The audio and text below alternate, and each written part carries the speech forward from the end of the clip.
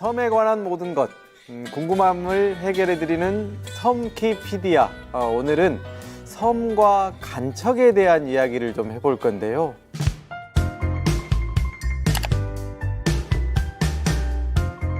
섬 여자들 쌀 서말 먹고 시집 간 적 없다, 뭐 이렇게 이야기를 할 정도로 섬에서 자급자족이 웬만한 거는 가능한데 이 농지가 부족해서 쌀밥을 못 먹고 시집을 간다, 그런 또 애환이 있는 그런 얘기인데요. 섬과 간척에 대해서 이야기할 때 지금 뭔가 좀 달라지고 있는 곳이 여수의 계도라는 곳 있죠. 여수 세계 섬박람회에 부행사장으로 지금 농어촌 휴양관광단지가 만들어지면서 과거에 염분이 많아서 농사 짓기도 어렵고 바닷물이 들어와서 염소나 소가 풀을 뜯는 정도로 사용되고 있다가 드디어 변신을 지금 하고 있습니다. 섬 관련돼서 어촌문화센터나 또 캠핑장이나 이런 시설들이 들어서면서 과거에 농지가 부족해서 갯벌을 메워서 농사를 짓기 위해서 만들었던 이 간척지가 지금은 활용도가 낮아지고 활용이 어려워서 지금 또 섬박람회 부행사장으로 다시 또 탈바꿈되면서 이 간척지가 새롭게 활용되고 있는 그런 모습들이 보여질 건데요. 간척이 언제부터 시작됐는지 기록상으로 찾아보니까 이 고려시대 말 정도에 뭔가 부족한 농지를 확보하기 위해서 국가에서 혹은 섬으로 조금씩 들어오는 사람들을 통해서 이 농지를 확보하기 위한 그런 노력들이 꾸준히 있었고요. 근데 실제로 본격적으로 이 간척을 어떤 계획적으로 했던 시기는 임진왜란 이후에 전 국토가 유린되면서 많은 피난민들이 섬 쪽으로 흘러 들어오고 그분들이 또 그쪽에서 자급자족을 해야 됐었고 또 이 지역을 지키던 군사들에게도 어떤 군수품으로서 식량을 또 보급해야 될 상황이어서 섬을 개간하고 간척해서 또 국난을 극복했던 그런 역사들이 또 조선시대의 간척의 역사라고 할 수 있겠습니다. 특히나 이쪽 다도해, 서남해안 지역 같은 경우에는 어떻게 보면 자연의 한계를 극복하고 뭔가 좀 자급자족하는 그런 생활들이 녹록지가 않았겠죠. 그래서 구황작물로 끼니를 때우고 밭농사로 또 연명하기도 하고 참 어려운 상황, 또 해안에서 들어오는 외적들을 또 왜구들을 또 방비해야 되고 왜구들한테 또 많은 것들을 뺏기기도 하면서 섬살이가 참 어려웠을 걸로 생각되는데 그만큼 땅은 생존을 위한 절실함이었고 그 절실함이 바로 바다를 메워서 육지로 만드는 그런 간척 사업이 일찍이 이루어졌던 걸로 그렇게 나타나고 있습니다. 주로 조선시대 때는 이제 자급자족적인 농업의 기반을 만들기 위해서 간척을 통해서 그렇게 많이 농경지를 확보를 했고요. 주로 조수간만의 차가 큰 서해안 쪽에 주로 제방을 싸서 바닷물이 더 못 들어오게 해서 막아서 거기에 논을 만들거나 또 소금을 생산하는 염전으로 그렇게 활용을 했죠. 그래서 초창기 때는 대부분 주민들이 자발적으로 노동력을 모아서 소규모 간척을 통해서 그렇게 많이 만들어졌고요. 그렇게 해서 농지가 확보된 곳이 주로 해남이나 진도나 영광 쪽에 작은 만이나 갯벌을 막아서 그런 간척지의 흔적들이 옛 지도에나 그런 지적도에가 남아있는 걸 확인할 수가 있겠고요.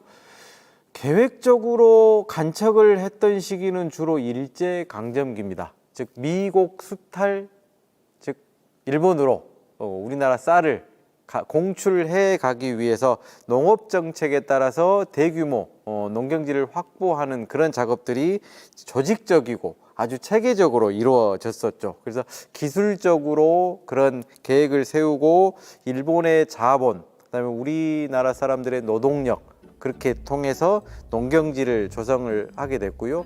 주로 무안이나 신안 일대에 섬들이 간척이 된 시기, 이때가 상당히 많이 이루어지고 여수 지역도 이 바닷물이 쭉 많이 들어왔던 이 소라 지역, 화양면 지역 이쪽에 또 간척들이 되면서 지금 현재 농경지로서 많이 활용되고 있습니다. 생명줄인 쌀을 확보하기 위해서 또 적극적으로 개간 사업, 간척 사업에 많이 투여가 돼서 실제로 안타까운 일들도 많았었죠. 뭐 대표적인 예로 우리 고흥 소록도에 한센병 환우들을 동원해서 오마도에 이 간척을 하면 한센인들 정착할 수 있는 정착촌을 만들어 주겠다 라는 그런 명분으로 동원을 해가지고 만들어서 실제로는 그렇게 되지 못했죠. 뭔가 그런 아픈 현대사들도 있고요. 더 거슬러 올라가면 신안의 하이도 같은 경우도 조선 인조 때 이 땅을 간척을 하면 3대가 지나면은 나중에 이 간척을 했던 농민들한테 땅의 소유권을 주겠다라고 하고 실제로는 왕실에서 수조권이라 그러죠. 세금을 쌀로 걷어가는 권리를 일시적으로 가져가게 했는데 그 약속이 결국 지켜지지 않아서 무려 333년이 지난 이후에 실제로 농민들에게 땅의 소유권이 이 333년이라는 시간 동안 지속적으로 이 땅의 권리를 간척했던 땅의 권리를 돌려달라라고 했던 그런 투쟁의 역사들이 비단 우리 신안에 있는 하이도뿐만 아니라 여러 섬들에서 이런 일들이 많이 벌어져 있었고요. 또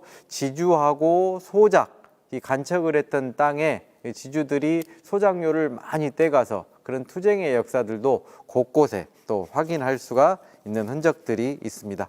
일제강점기 지나고 권위주의 시기 정권에는 대부분 국가 주도의 간척 사업이 대부분 이루어지기도 했죠. 즉 새마을 운동이나 식량 자급을 목표로 해서 농업 기반을 확대하기 위해서 국책 사업으로 방파제를 쌓고 간척지를 조성하고 방조제를 만들어서 아마 하구언이라는 뭐 그런 표현들 많이 들어보셨을 겁니다.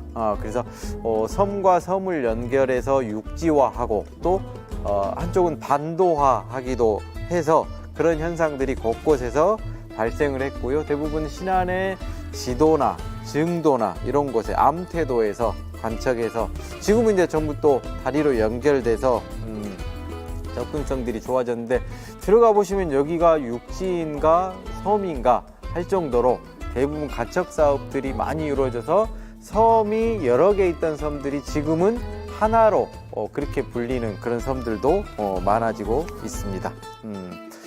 지금 이제 1990년대 들어서면은 뭐랄까요, 이제 뭐 식량 자급률도 높아지고 쌀농사보다는 오히려 싱싱한 해산물, 갯벌에서 생산되는 각종 해산물들의 수요도 높아지면서 더 이상 간척을 해서 쌀농사를 지어야 되냐, 그런 문제 제기들이 있었고요. 또 어떻게 보면 생태계를 거스르는 그런 일들이 되다 보니까 생태계 복원 사업을 통해서 역간척을 하는 그런 사례들도 조금씩 나타나고 있습니다. 그래서 이게 바로 이제 기후변화나 생물 다양성 뭐 이제 이런 것들하고 맞물려서 지금은 간척 사업을 적극적으로 하는 것보다는 있는 자연 생태계들을 잘 보존하는 형태로 사람과 자연이 공존하는 형태로 이 간척 사업이 지금 바뀌어가는 그런 추세로 확인이 되고 있습니다. 간척은 단순한 농지 확보를 넘어서 어떤 섬 지역의 사회 경제적 조건, 그다음에 국가 정책, 그리고 섬 주민들의 삶을 다양하게 반영해 왔던 것 같아요. 그래서 섬 지역은 특히나 어떤 육지하고의 경계를 점점 흐리게 하게 되면서 이게 섬이 맞나 싶을 정도의 어떤 필요에 의해서 간척을 많이 해왔다면 지금은 이제 생태 환경에 영향을 끼치는 부분들의 의미를 조금 더 다듬어 보고 균형을 모색하는 그런 방향으로 섬과 간척의 역사가 계속 이어질 것 같은 그런 상황입니다.